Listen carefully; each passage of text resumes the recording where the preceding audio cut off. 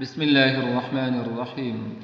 يسبح لله ما في السماوات وما في الأرض، له الملك وله الحمد وهو على كل شيء قدير. هو الذي خلقكم فمنكم كافر ومنكم مؤمن، والله بما تعملون بصير.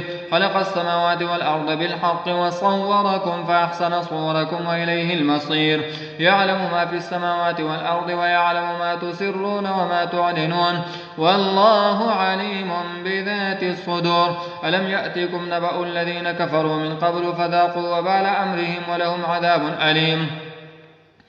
ذلك بأنه كانت تأتيهم رسلهم بالبينات فقالوا أبشر يهدوننا فكفروا وتولوا واستغنى الله، والله غني حميد.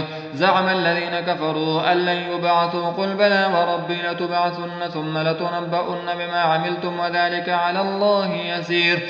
فآمنوا بالله ورسوله والنور الذي أنزلنا، والله بما تعملون خبير. يوم يجمعكم ليوم الجمع، ذلك يوم التغابن. ومن يؤمن بالله ويعمل صالحا يكفر عنه سيئاته ويدخله جنات تجري من تحتها الأنهار خالدين فيها أبدا، ذلك الفوز العظيم. والذين كفروا وكذبوا بآياتنا أولئك أصحاب النار خالدين فيها وبئس المصير. ما أصاب من مصيبة إلا بإذن الله، ومن يؤمن بالله يهد قلبه، والله بكل شيء عليم. وأطيعوا الله وأطيعوا الرسول، فإن توليتم فإنما على رسولنا البلاغ المبين.